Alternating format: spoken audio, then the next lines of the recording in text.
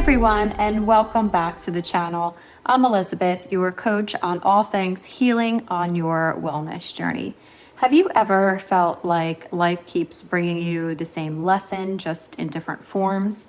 Maybe it's the same type of relationship dynamic, the same emotional trigger, the same situation where you feel unseen, abandoned, or not good enough. Different people, different circumstances, but somehow the same feeling. And it can make you wonder, why does this keep happening to me?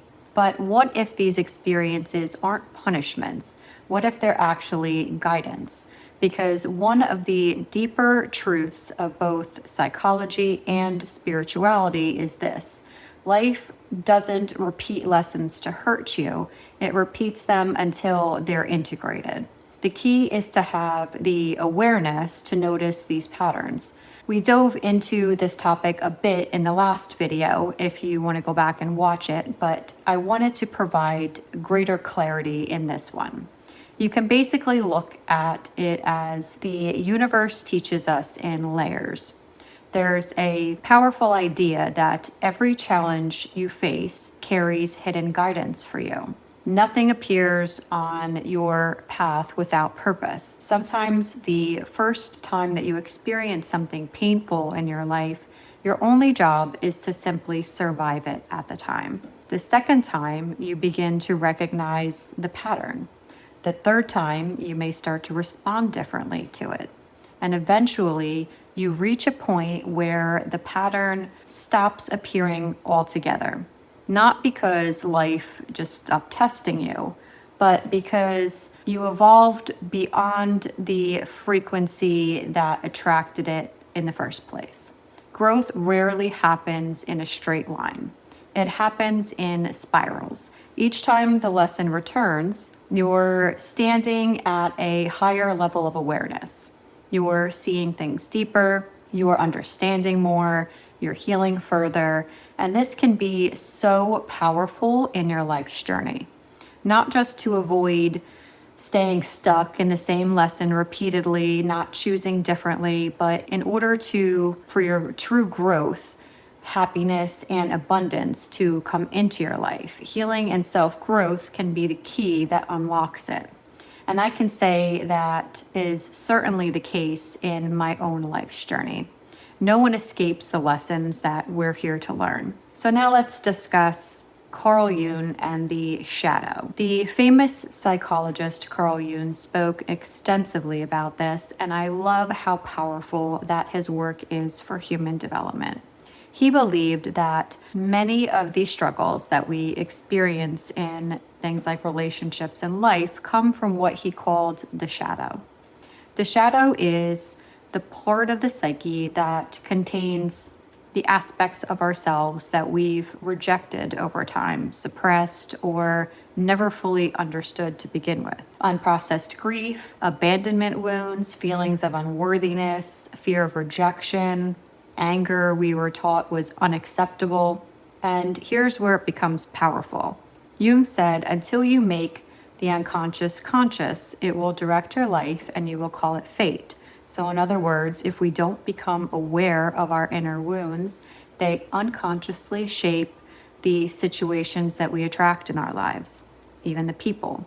We unknowingly repeat patterns that mirror those wounds back to us, not because we're broken, but because our psyche is trying to bring those hidden parts of ourselves into awareness. So why do patterns repeat? Think of it like a mirror. Certain people and situations reflect back aspects of ourselves that need healing. So for example, someone with an abandonment wound may repeatedly attract emotional available partners. Someone who learned in childhood that love had to be earned might find themselves constantly overgiving in their relationships. Someone who grew up walking on eggshells in maybe their home environment may struggle to set boundaries and end up surrounded by people in their life who constantly take advantage of their kindness. These patterns aren't random. They are invitations. They're opportunities to ask deeper questions like, Where did this belief originate? What part of me is still seeking resolution? What is the experience trying to teach me about myself? The nervous system's role in this is also key. Another important piece of this puzzle that Jung didn't fully understand at the time is the role of the nervous system. Our nervous system is essentially the body's internal safety detector, and it doesn't necessarily seek what's healthy, it seeks what's familiar to you. So if someone grew up in a chaotic or emotionally unpredictable environment, their nervous system may subconsciously interpret that chaos as normal, even safe, which means calm, secure relationships can initially feel unfamiliar or even uncomfortable for you. And the nervous system might pull them back towards dynamics that mirror their early childhood conditioning. This is why healing isn't just mental or spiritual, it's also physiological. We have it to teach our body what safety feels like. Now, what's the difference between repetition and mastery? There's an important reframe here. Repeating a lesson doesn't mean that you're failing. It means that you're moving through layers. The first time the pattern appears, maybe you didn't see it.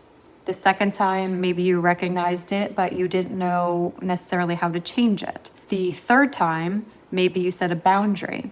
And eventually, the lesson evolves into something entirely new. That's not repetition, that's mastery. Each experience deepens your awareness. Each challenge that you face strengthens your level of discernment. Each moment of reflection moves you closer to a state of integration. So what are some practical steps to work with these lessons that you will be facing? How do we actually work with these patterns in a way that leads to growth instead of frustration, anger, or maybe even emotionally numbing? Here are a few powerful practices. Number one, you can identify the emotional trigger.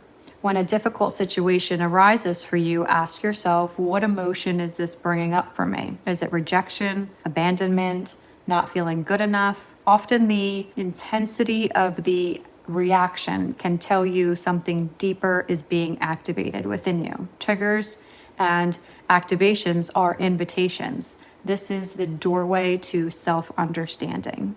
Number two, you could trace it back. Once you identify the emotional trigger, ask, when did I first feel this way? Many of our patterns trace back to early experiences in childhood where we learned certain beliefs about ourselves and our relationships. So bringing awareness to these origins is a powerful part of the healing process. Number three, regulate the nervous system. Because when you're triggered, the nervous system shifts into survival mode. That's when we react impulsively, we people please, or shut down emotionally.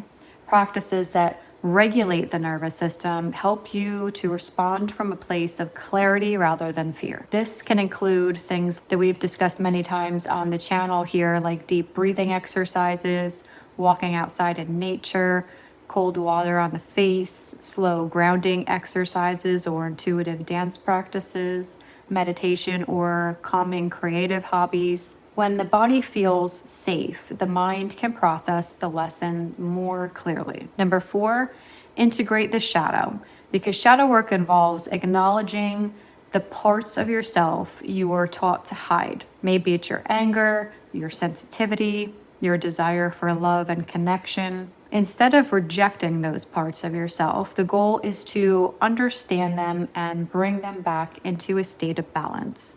This is what Jung called individuation, the process of becoming whole. So what is the bigger spiritual perspective here? From a spiritual perspective, life is constantly guiding us towards deeper awareness. Every challenge carries a message. Every repeating pattern carries a lesson. And in every lesson, it's going to be pointing you towards your own growth. The universe doesn't send lessons until you're ready to learn them. And when something reappears in your life, it's often because your consciousness has expanded enough at that point to see it in a new way. This time, you might set the boundary. This time, you might walk away sooner. This time you might choose yourself, and eventually the pattern dissolves. Not because you forced it to disappear, but because you evolved beyond it. So if you find yourself facing a familiar, repeating challenge right now, take a moment before assuming something is wrong. Instead, ask yourself, what is this here to teach me? What part of me is ready to grow? What awareness is trying to emerge within me? Because sometimes the greatest sign of healing isn't that the lesson never returned, it's that you had the awareness to respond differently this time. And that difference is where the transformation begins. If you are ready for that transformation, I have a great starting point, which is my Sacred Self-Love and Nervous System Healing Guide that I left for you in the pinned comments below. And stay tuned for my upcoming shadow work course where we'll be diving deep into these topics in depth. I have lots of resources available for you in the comments and description below.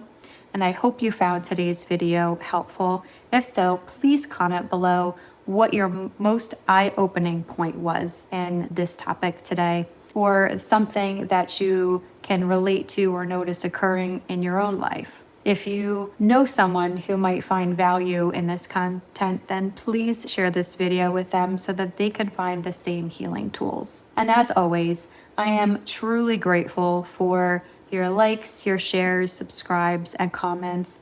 And this is your weekly reminder to do something today that brings you joy. Take care, and I will see you in the next video.